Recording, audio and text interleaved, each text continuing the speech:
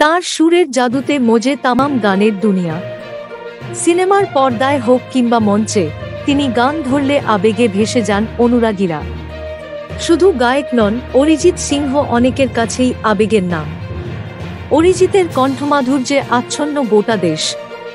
18-র কিশোরী কিংবা মধ্যবয়সী যুবক, বিভিন্ন প্রজন্মকে এক সূত্রে বেঁধেছে অরিজিতের গান।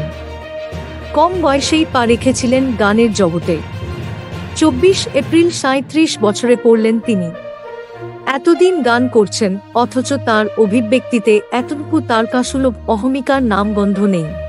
বরং প্রচারের আলো এবং ফিল্মি দুনিয়ার চাকচিক্য থেকে দূরে থাকতে পছন্দ করেন তিনি। ব্যক্তিগত জীবনেও ততটাই ছাপোষা তিনি। তাই বলে সম্পত্তি যে তার কিছু কম আছে, তা কিন্তু নয়। ঐশ্বর্য আর বৈভবে টেক্কা দিতে পারেন বলিউড তারকাদের। সূত্র জানাচ্ছে, অরিজিৎ মোট 55 কোটি টাকার সম্পত্তির মালিক।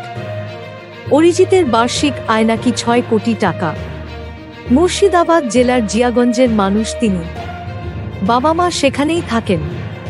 কাজ না থাকলে জিয়াগঞ্জের রাস্তাতেই সাধারণ মানুষের মধ্যেই দেখা যায় অরিজিৎকে। মুম্বাইয়ে কিন্তু তাঁর 4টি ফ্ল্যাট রয়েছে, যার মূল্য প্রায় 9 কোটি টাকা। এছাড়াও শোনা যায় বেশ কয়েকটি বিলাসবহুল গাড়ির মালিক তিনি।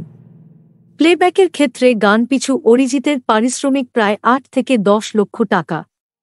এছাড়াও লাইভ শো পিছু যে পারিশ্রমিক নেন, তার কিছুটা হেরফের হলেও মোটামুটি কোটির উপরেই থাকে সেই অঙ্ক। অনেকেই জানতে চান, এই বিপুল পরিমাণ অর্থ অরিজিৎ খরচ করেন কিভাবে। নিজের রোজগারের অর্থ কোনো বিলাসবহুল জীবনযাপনে নয়, বরং সমাজের কল্যাণেই খরচ করেন অরিজিৎ। অরিজিতের নিজস্ব স্বেচ্ছাসেবী সংস্থাও রয়েছে। জিয়াগঞ্জে উন্নত হাসপাতাল করার চিন্তাভাবনাও রয়েছে তাঁর। মুর্শিদাবাদে অতিমারির সময় চিকিৎসার পরিকাঠামো আরও মজবুত করতে অর্থ সাহায্য করেছেন কবিরার গায়ক।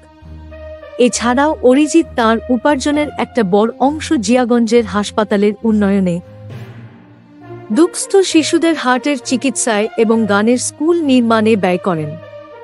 এছাড়াও জিয়াগঞ্জে বিনামূল্যে ইংরেজি শিক্ষার কোচিংও খুলেছেন। লাগাতার বিভিন্ন সামাজিক উদ্যোগেও শামিল হন তিনি। Thank you so much for watching. Subscribe our channel and press the bell icon for more updates.